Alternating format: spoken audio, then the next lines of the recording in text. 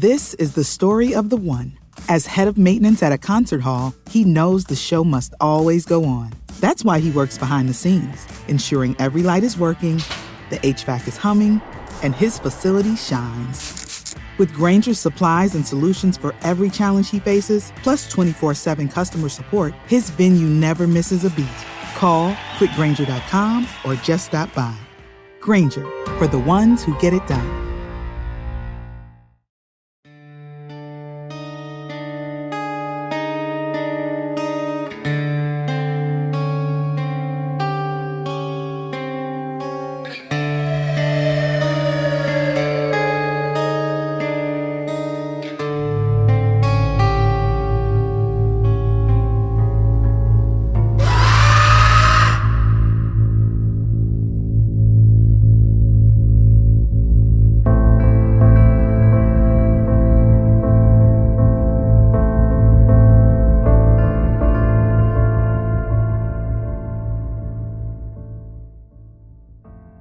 Hello and welcome to another episode of the Halloween podcast. I am your host, Lyle Perez. We are on episode 14 of our special series, The Dark Record.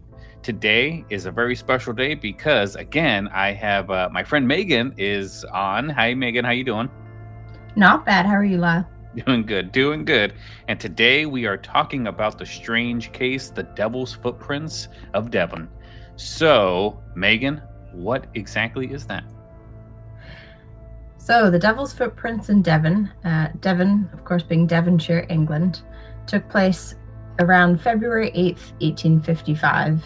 People woke up the morning of the 9th to find a series of very unusual footprints. It had snowed overnight, followed by high winds and some ice and frost. And when they woke up in the morning, these footprints were all over the place in very strange places.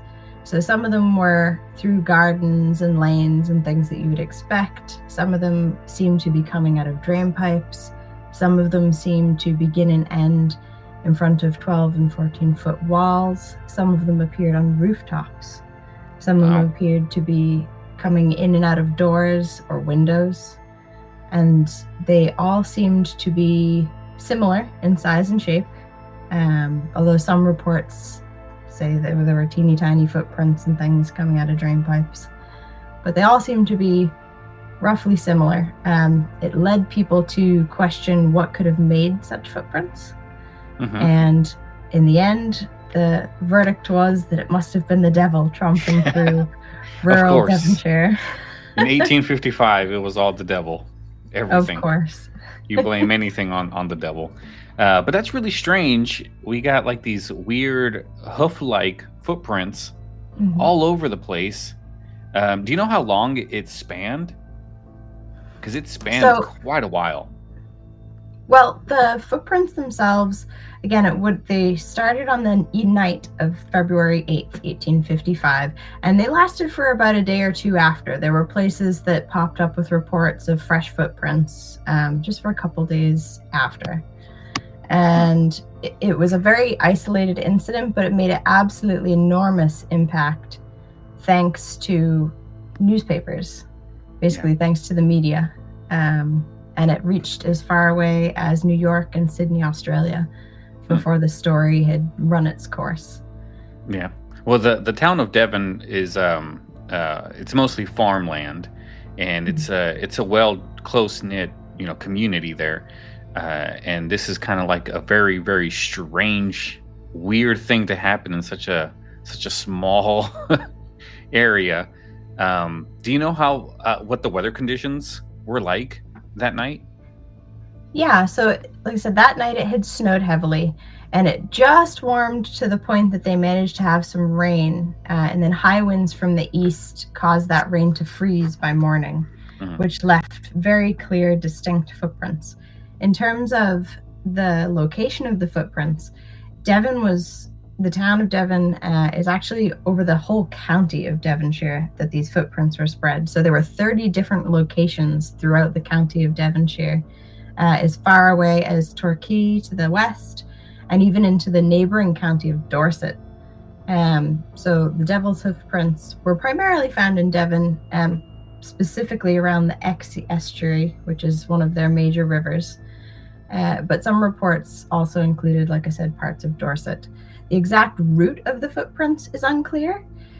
If accounts are to be believed, the route was kind of a circular one. So from Exeter in the north to Torquay, roughly 25 miles south, and then about 12 miles west of that to Totnes, but not necessarily in that order. And no one saw anything, nobody heard anything. They just came out and saw the result of it come morning. But they think it took in a distance of roughly 40 miles overall, but also meandered and wandered within that area, so may have been as much as 100 miles. Yeah. Yeah, I heard that too, that it was some people say it was 40, some said it was 100, which that's no small feat. That is a huge stretch of land. Especially 100 miles. That's a lot. I don't think you can travel 100 miles easily in 1855 or whenever it was this happened. No, definitely not. And the tracks seemed to be made by a biped, and the strides themselves were very short. So it'd be shorter than a normal human stride. So someone sort of postulated that in order to make that many footprints over that great an area with that short a stride over the course of just a few nights, they would have had to make a minimum of 6 steps per second. Wow. Minimum. Yeah, that's so that gives you some idea of what we're talking about. Yeah, this thing is moving fast, whatever it is, if it's anything at all. Do you know exactly what the prints looked like? Because I know they were like hooves, but I think they were different sizes. Yeah, so there were some reports that the footprints were all uniform in size. There were other conflicting reports that said there were sort of teeny tiny footprints coming out of drain pipes and giant footprints in other places, but they all seemed to be roughly similar to a donkey's footprints. There were some areas where they said, oh no, they were cloven hoof prints, but again, that's not something that's echoed everywhere in terms of reports and sketches and things like that. We actually have sketches made at the time that were collected that you can look at to see, what people took down in terms of the size and shape of these footprints. Yeah, and I'm pretty sure if you're following the Facebook page, we will post them later today. So make sure you go to the Facebook page and check out those drawings. So these tracks, I don't think they wandered or they overlapped. It was basically just one continuous stride, if I'm not mistaken. As far as I'm aware, yeah, I don't believe there were any sort of loop-de-loops or anything. It was just a straight track. In some places, the track seemed to be made in a completely straight line, so one foot directly in front of the other. In other places, they were arranged side by side, as if someone were taking a step like a human would, right foot first, left foot next, etc., side by side. But yeah, and the placement of them was really odd in some places. So there was at least one set of footprints that was recorded as being isolated in the middle of a field, as if whatever it was had just dropped out of the atmosphere into the middle of the field, walked for a bit, and then flown off again. Yeah. Wow. Why do you think these tracks were so unusual? I mean, we got a couple of different things to work on. We have the distance. We have the huge path that it took. Why do you think everyone looked at it and said, wow, that is strange? I think it was probably the sheer number of them and the very odd places that they were showing up. So again, we have tracks on rooftops. We have tracks that would come to one side of a 12-foot wall. There was no sign of anything having climbed the wall or stood on top of the wall. Then they would start up again on the other side of the wall, as if whatever it was had just leapt over a 12-foot wall. I also think that part of it had to do with social norms. So not many, but some of the tracks were reported to have gone through churchyards, and it specifically noted that they walked freely over the graves. Oh boy. Which was just a practice that was not done. It was considered, if nothing else, extremely rude. If you're more superstitious, it could get you into a lot of trouble. And this creature, whatever it was, didn't seem to have any qualms about sort of walking right over somebody's grave. Right. How did the locals react to all of this stuff? Locals reacted, depends on where you were talking about. So in some places, locals actually went out after the creature to see could they find what it was. So that begs the question, were they really, really brave? And they actually did believe it was the devil they were going to find at the end of this. Yeah. Or were they just very skeptical and wanted to prove the whole thing wrong? We don't know. They didn't specifically say. But yeah, there were people who went out with their guns and hounds to see could they track down this creature, and ended up being led on a wild goose chase, really, coming around back on a circle on themselves and finding nothing. There was one incident where some men and dogs chased it into a cave, or well, not chased it, but followed the footprints as far as a cave. And the dogs apparently started behaving strangely, but they didn't find anything. And that particular incident was verified by a local reverend. So he sort of backed that up as not just hearsay. Yeah, I think one of the things that make this so weird is that they just didn't find anything that would make these things. I would understand if they found like a wandering goat or something like that at the end of it, or a dead goat like at the end where the track stopped. Then they'd be like, wow, okay, we found one of our culprits, because it to me it seems like it had to have been multiple things. But then again, to only just leave one track, just going one direction, is hard to imagine a collection of hooved animals doing something like this. And nobody noticing. Yeah, nobody noticing those things. They're on the roof. You have a donkey on your roof and nobody hears anything. Yeah. Like well, it was a snowstorm where it was, bad winter and stuff like that. I don't want to be outside in that type of weather. My hands would freeze. True. Although, in fairness, people were very keen to experience the novelty of a winter that cold. So it was an unusually cold winter. Just to put it in perspective, it was the third coldest winter ever recorded in Britain at the time. Wow. And the average temp since around January had been less than 5 degrees Celsius. Wow. Snow that year fell until May, and frosts were recorded in some places right up to summer, allegedly freezing the ground about a foot deep. So it was extremely cold, especially for agricultural communities. Something like that could be disastrous. Mm-hmm. But people made the best of it. So in the other big event that happened in Devonshire the same year as the Devil's Footprints was the feast on the River Exe. So the Royal Cornwall Gazette reported on the 23rd of February 1855 that the River Exe froze at St. Thomas, Exeter, so thoroughly that hundreds of locals went out and skated on the ice. And then a local stove manufacturer named Mr. Vickery from Forest Street had the bright idea that a dinner could possibly be cooked over the middle of the river. So Mr. Hawks from the Seven Stars, which I'm assuming is a inn and pub of some kind, agreed. And between the two of them, they made a joint venture of it. Several workers from Mr. Vickery's establishment actually went and laid down gas pipes and connected them to the street mains. So we're talking about the gas mains that would have powered things like the gas-powered street lights and things like that. Yeah. And gas to different business establishments. And they brought them all the way to the middle of the River Exe, where the gas supplied a number of little jets in some of Mr. Vickery's improved cooking stoves. And in this, Mr. Hawks' staff, presumably from the pub, managed to cook a large piece of beef. Poultry was roasted, along with a leg of mutton. That's sheep, for anyone who's wondering. Mutton and veg. Presumably, like I said, that would have been the workers from the pub who did the cooking, because it went off to rave reviews. Apparently, the food was absolutely wonderful. People really enjoyed it. They even managed to get dessert involved. A large Devonshire dumpling and other etceteras were boiled on the top of the stove.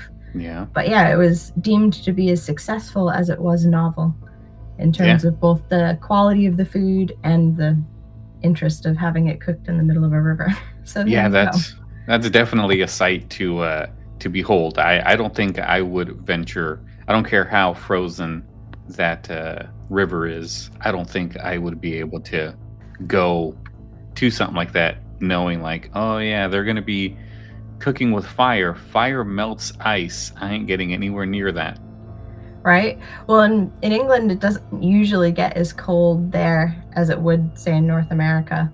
So for a long time, if it got as cold as that, it was kind of a novelty that people kind of wanted to get out and be in the weather just enough, Yeah. with all the right comforts to say that they had experienced it. And there was a history, actually, of having sort of parties on the ice if it got cold enough. Yeah. Well, speaking of novelty, I understand that because I think it was last year here in Tennessee, we had like below 0 degree weather. I think it was like below 3 or something like that. And I wanted to know what that felt like. So I went outside and Oh my God. I thought, I can't really tell the difference between negative 0 degree weather and like 20 degree weather. It just feels cold. So I went back inside. But at least I can say I know what below 0 degree weather feels like. So see, same kind of idea. Yeah. So people were excited about the weather, but as I also said, in an agricultural area and parts of the country that were, very dependent on the weather for their livelihood or for feeding themselves, it also left, a bit of a feeling of dread for people. So that can't have but contributed to the idea that the devil was on the prowl. Well, I'm sure area. Some of the villagers, they refused to leave their home. They didn't want to.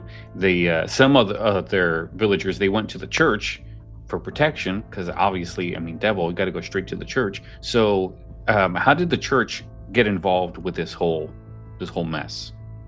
So it depends on the area. There was a vicar of the parish in Cliff St. George. His name was Reverend H.T. Ellicombe, and he was very interested in the entire affair. He actually kept local accounts and sort of eyewitness descriptions of the tracks. He took tracings of the hoof prints and collected others' tracings of the footprints, and his own personal observances as well. And he just kept those in file as part of the parish record because he thought they were that important to the local area. Of course, nobody knew that he had hung on to all of these until 1952, when the local historian in Cliff St. George sort of involves folklorist Theo Brown, and he published these extracts from Reverend H.T. Ellicombe, and it's largely from his collection that we get things like the images of the footprints, a lot of the eyewitness descriptions of what the footprints were like, the directions they went off in.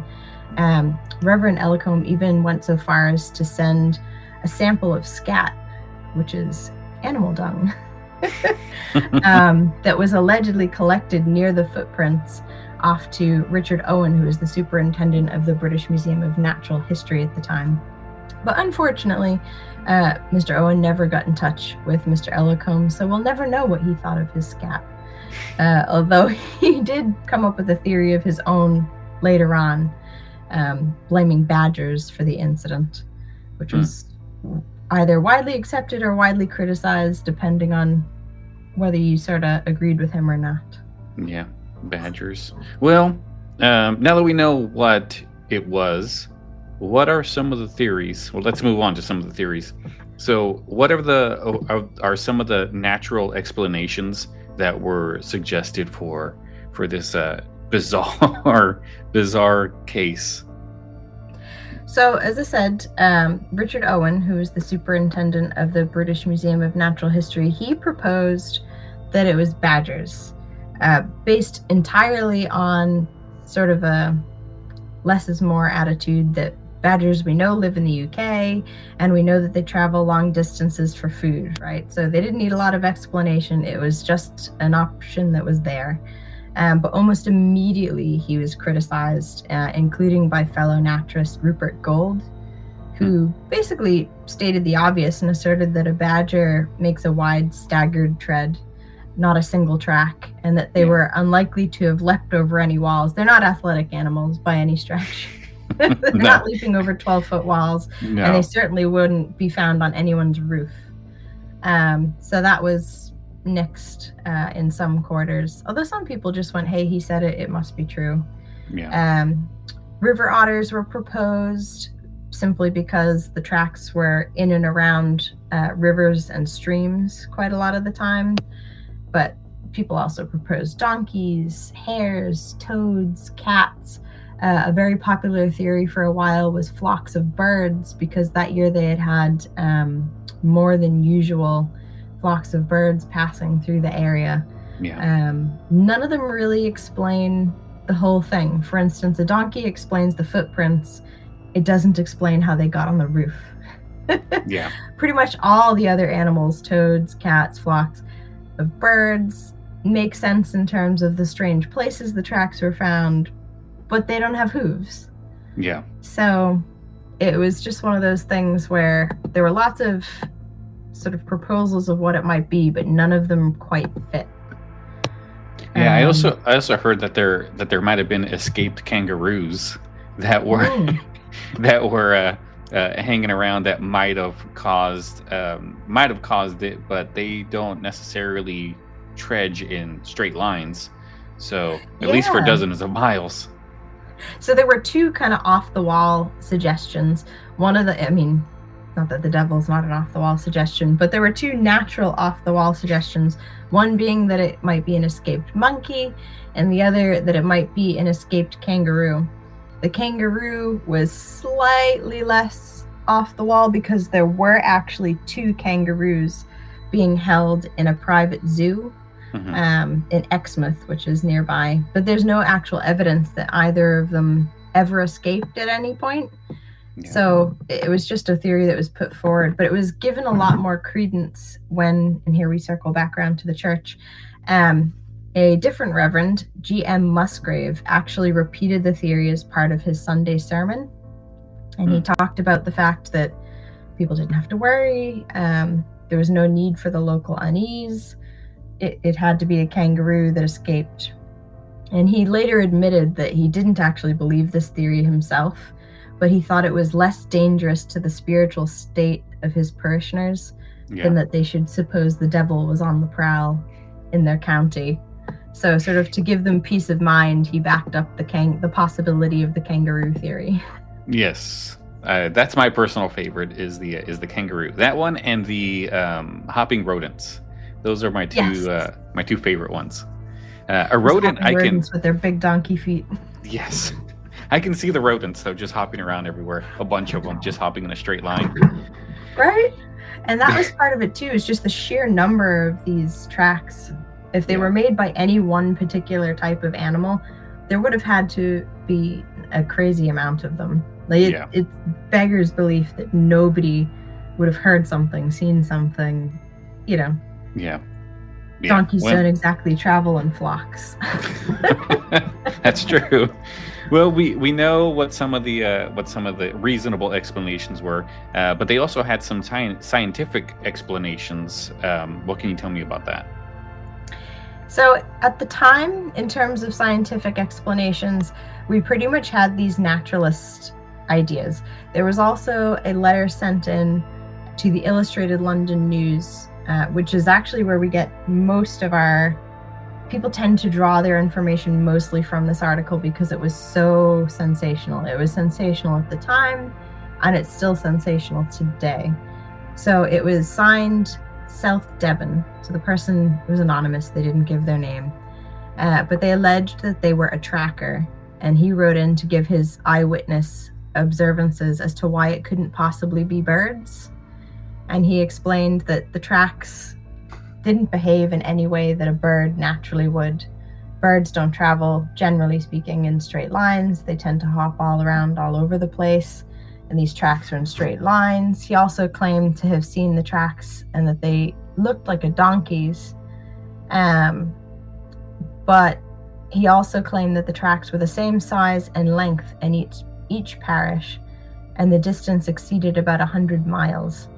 So he was again questioning how, a single donkey could possibly have made these tracks. Yeah. He claimed to have wintered 5 months in the backwoods of Canada, tracking, and that's an area that does get regular snow. So he was trying to sort of set himself up as an authority of tracking things in the snow. He said the tracks weren't similar to any naturally produced track by any known animal that he had observed.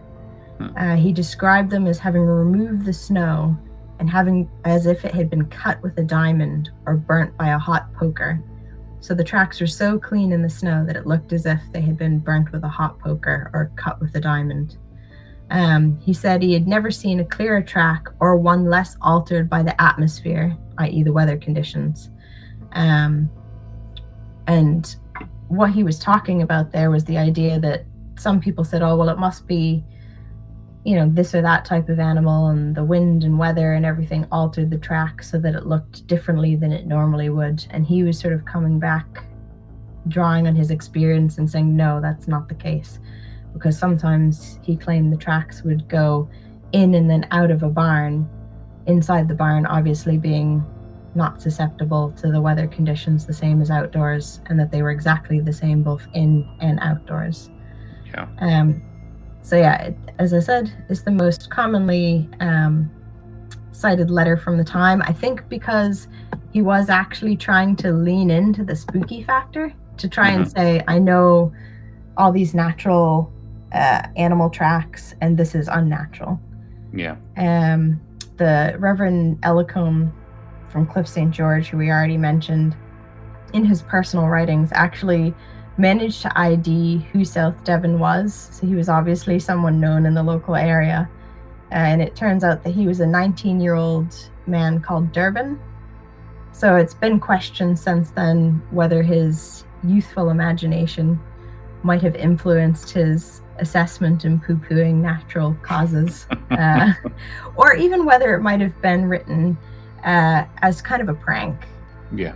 Young person thinks, oh, I'm going to take a hand of all these people who are a little bit concerned. I can speak enough about it that it might cause people a bit of unease. So was he just playing a practical joke in writing this letter? Or was he genuinely being superstitious? As time has gone on, and we've sort of moved out of the 1800s, there have been more scientific in nature explanations that were given.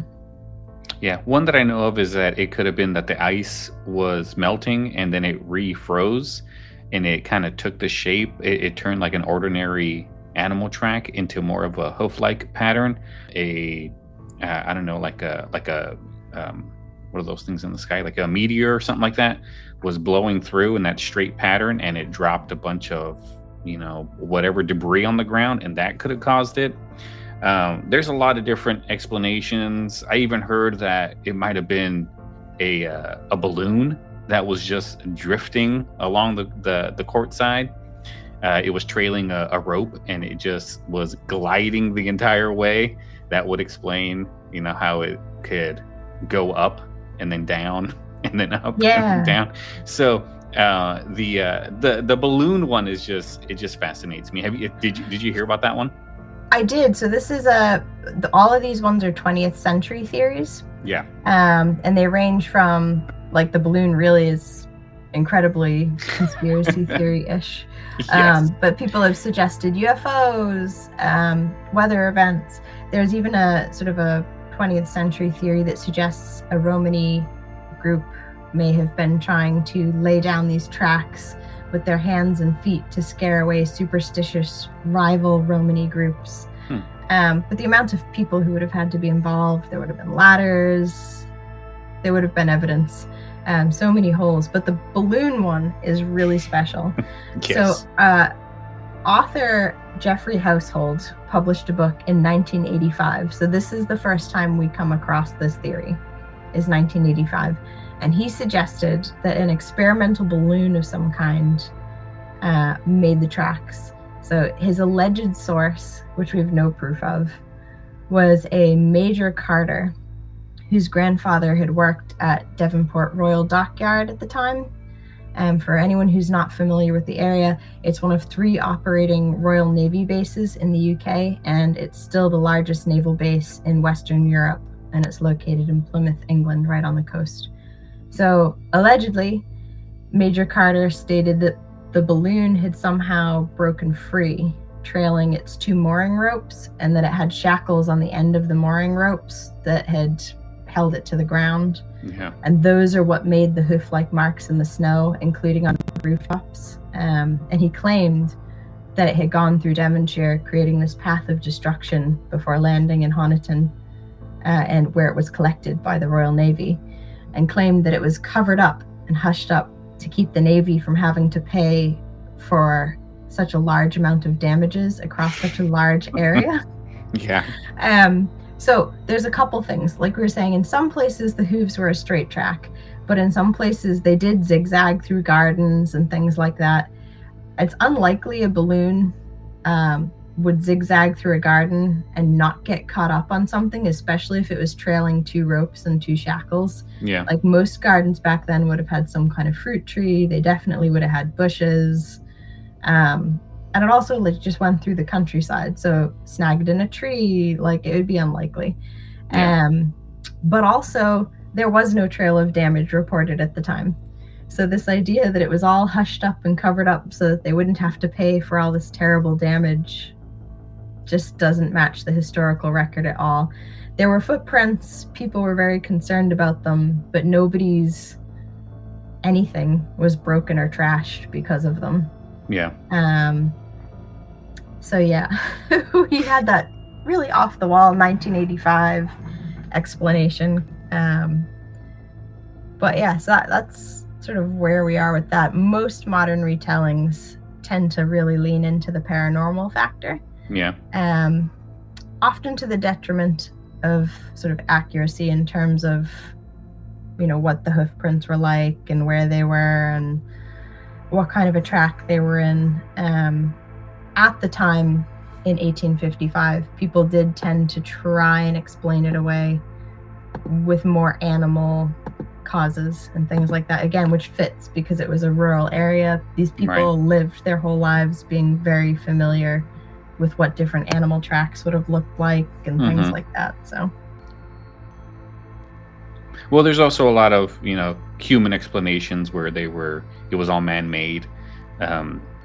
It was just a bunch of kind of like the how we have those crop circles. Everyone thought they were made by UFOs, and somebody could not do it overnight, and then sure enough, like these group of 4 guys or whatever made a whole crop circle in the dead of night in one night, and they were like, yeah, this is all just a hoax. It could have all been a hoax. It could have just been somebody playing a trick with a lot of time. Yeah, I mean, in terms of the hoax theory, the sheer scale of the entire event, just for me, sends up a red flag.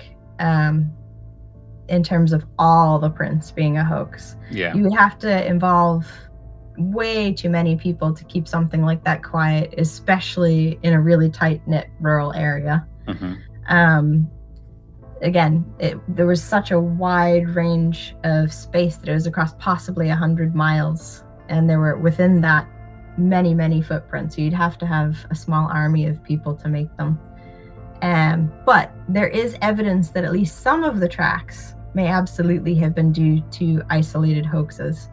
For an example, 5 days after the original prints were found in a churchyard in Topsham, and fresh tracks were left that crossed the churchyard and went right up to the door of the vestibule where the vicar came in and out.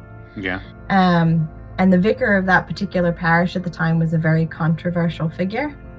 And so it's believed that his parishioners, who were maybe less than happy with him, created this hoax to embarrass him and to draw attention to the fact that he was not quite as holy as he should have been. Make it seem like the devil was visiting him or coming in and out of the vestibule. Wow. But yeah, so some of them were probably definitely hoax related.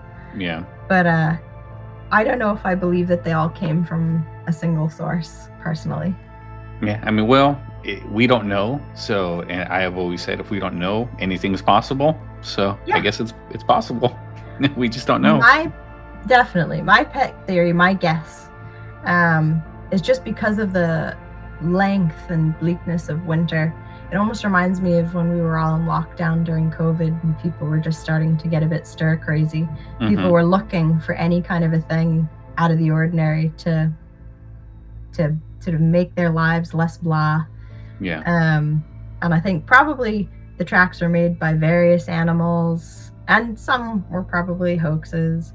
But I think people were just bored and looking for a distraction and some kind of excitement in the heart of a particularly long, gloomy, cold winter. But that's just my theory. I'm, as always, open to the idea that there's something else out there that made these things. But yeah, that's my theory. Yeah, I mean, it could have just been something that was blown way out of proportion. It could have just been maybe the tracks were literally 20 feet of tracks, and then that was it. And then people just embellished it until it turned into a big ol' ordeal. But why do you think that this event is still remembered 120, actually more like 175-ish years later? It was a one-off event, so this was the only time this ever occurred in recorded history in England. Although there are other incidents throughout the world called the Devil's Footprint. This was the only one like this, and certainly the only one in the area. But we had press. So we were talking, in other podcasts about how something's on the historical record because it was recorded, or it wasn't. And this is a case where this was definitely recorded. There were the best equivalent of photographs in terms of having sketches. There were multiple eyewitness accounts that all got sent into newspapers. People were debating it in the press for months. Yeah. We had local vicars literally saving all the evidence of it from their area. So it is actually something that's really well documented. And in terms of potentially unusual or potentially paranormal events, that's fairly rare. Yeah. That something is that well documented. And we still don't know. The truth is, we may never know. It's highly likely that we'll never know how these footprints actually got made or what made them. Were people just being imaginative in the heart of a boring winter? Or is there something more unexplainable? We'll never know. Yeah. Well, if time travel ever becomes a thing where we can actually go back in time, then there will be absolutely no secrets. It's kind of like when we look at an old TV show and we go, oh yeah, with the invention of cell phones, that would have never happened. So like Home Alone, Kevin would never have been left at home right? if he had a cell phone. All he had to do was just text mom and say, hey, you guys left me, end of story. So as we get further, more advanced stuff, who knows, we might be able to explain things that we couldn't just by science, really. True. If you get a time machine, Lyle, though, you'd have to sit in the snow all that night to see what happens. Well, yeah, I guess, but you'd be prepared for it. If True. you have the technology for time travel, I'm pretty sure you can have the technology to ward off a storm. Have your own little bubble that you can sit in, all toasty, with your cup of coffee, while you're sitting there waiting. And then 100 years later, or 200 years later, there'll be a podcast saying, yeah, remember those crazy footsteps and that huge spear that was there? There was a guy in there. So, yeah, it turned into a big old weird ordeal. That was the alien who made the footprints. Really think it happened the way it was described? Or you think it was more embellished? So the general view of historians is that it was probably more embellished, and that it probably got, as things often do in the press today, more and more blown out of proportion in order to make it more entertaining. And that people maybe even were writing in deliberately embellishing the story. And we talked about South Devon quote unquote, signed his name South Devon, who wrote into the Illustrated News, and whether or not he was actually writing in to give his honest opinion, or was he writing in sort of in badness to give people a little bit of a fright and to contribute to the unease just because he could. Once he'd written that, of course, press all over the world picked it up and ran with that same story. So was it blown out of proportion with the press? Yeah, probably. And I think a lot of the little local accounts of it are less interesting and less over the top than what was published in the press. But yeah, I don't think anyone thinks it was as stated, if that makes sense. Yeah. Well, if it happened today, what do you think people would say about this bizarre footprint? So I'm pretty sure if it happened today, we'd have better instruments and, better ways of being able to figure things out. But even now, we still have strange cases that we have no idea how to explain. True. If it happened today, first everyone would be complaining that the pictures were all AI. That is true. You can't trust the photographs; they're all AI. But yeah, we would definitely have methods now to measure these things and try and find out exactly what created them. And probably AI wouldn't be a bad assistant in things like that, taking photographs and trying to draw up a list of different creatures that might have made it. I don't know. I'm not a scientist, so I can't really speak to that side of things. Yeah. But yeah, we would have more technology to be looking into it now than they did back then, certainly. Although I don't know that the press would or wouldn't be any more reliable now with the story than it was then. Everybody likes a good ghost story, or a good potential ghost story. Well, I guess to wrap things up, we don't know. Almost 2 centuries later, we don't know what caused this thing. It could have been an animal, could have been a balloon, could have been some type of a weather anomaly that they just didn't know at the time. We just don't know, and that is why this is included in the dark record, because it's just one of those weird things that we don't know, and that's the whole point of the dark record. And we'll probably never know. Yeah, I don't think we ever will.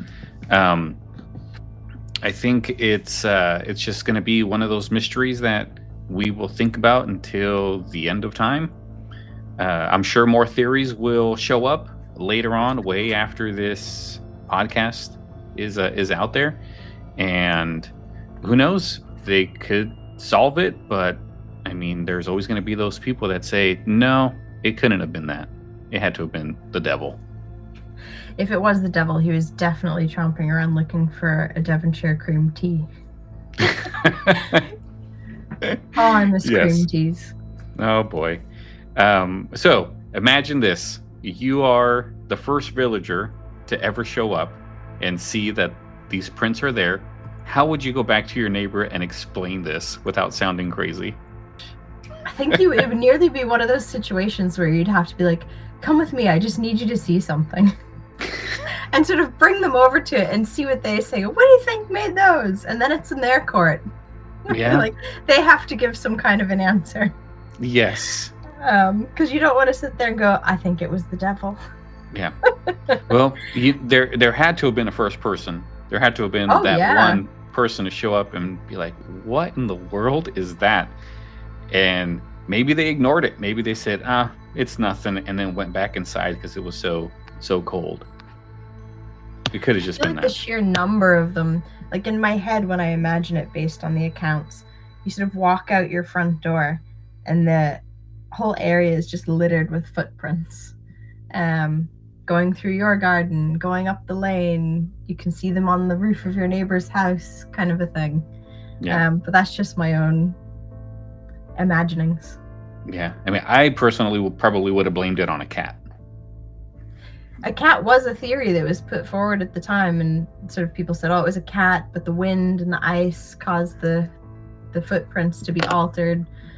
But I don't know. I think it's a bit of a stretch to say that a paw print could suddenly become a hoof print, like a very clearly defined donkey print. If somebody wanted to play a prank, they would put little hoof boots on that cat, and that cat would have wandered for hours. Genius. And they probably could have. I don't think they could have gone the 100 miles, but I mean, if the cat was in the snow with nowhere to go, I'm pretty sure it could survive outside. They got that for as long as it keeps walking, it will continue. Its heart rate will continue pumping. So maybe it could have been a cat with, hoof boots. Little tiny hoof booties. I think you've solved it. That was it. It was a hoax. Somebody put their cat in hoof booties and sent them out. And you want to know how I know? Time travel, baby. Time travel. I went back. I saw it. Perfect. Yes. You set the cat free, didn't you? You put the booties on the cat. I did. But what do you think is the funniest animal that you could blame it on? People suggested that toads were to blame. Toads? Yeah, and of course it's funnier now because of all that we know about amphibians and stuff, but just the idea that a toad would be hanging out in sub-zero temperatures, being like, yeah, I'm going to make hoof prints on your roof and coming out of your drain pipe, and I'm going to drop in the middle of this field, make a couple hoof prints, and then fly up into the air again. Wow. But yeah, I'm not sure. Toad was kind of the funniest, weirdest one, I thought. The kangaroo theory, though, is pretty special. Yes, it is. I love the kangaroo. Have you seen an actual kangaroo before? Only in zoos. Okay. Only in zoos. Yeah. They're nothing like hoofs. No, nothing. They're like cat almost. So maybe it was a kangaroo with the hoofs. People would imagine they got on the roof or over a wall. They do pretty good at jumping. Yeah, I mean, they jump, they hop. That's all they do is hop, really. Mm-hmm. So it could have been that. But all right, so to go ahead and end this episode, because I think we did everything we needed to. Do you think it was the devil, or do you think it was Bigfoot? You tell me. I'm gonna go, if we have to pick sort of a creepier one, I'm gonna go with the devil, because traditionally we think of the devil in hoofs. I've never heard of Bigfoot or Yetis or anything like that with hoofs. I don't know. That's creepy in itself. If a Bigfoot had hoofs, we need someone that illustrates. We need to have that drawn out. Yeah, that is crazy. I mean, they're all kinds of British folk creatures that would have been bipedal and hooved. So we think of Herne the Hunter and things like that from British folklore. But nobody seemed to suggest it at the time. It was they went straight for the devil. Yes, I mean, because that's what you got to do in 200 years ago. Straight for the devil, not some guy in a bubble named Lyle who let a cat loose with some hooved boots on, and then off it went. And here we are. I'm talking about it. I did all of that just for so I could do it on the dark record. 150. You heard him admit it here first, folks. Yes. Well, I think that is going to do it for our talk on the Devil's Footprints. So, Megan, thank you so much again for coming on the show and amusing me with these weird happenings. Thank you so much for having me on, Lyle. It's always a pleasure. All right, and for tomorrow, guys, gosh, I really need to be more prepared for these things. Megan, do you have my back on this one? Do you know what tomorrow is? I do indeed. Hang on one sec. So tomorrow we have the Vilissa Axe Murders. Did I say that right? Yeah. Episode 15, the Vilissa Axe Murders. All right, that is a crazy one. You guys are in for a treat. So until tomorrow, this is Lyle Perez and Megan. We are, bringing you the dark record. So come back tomorrow. We'll see you then. Have a good night.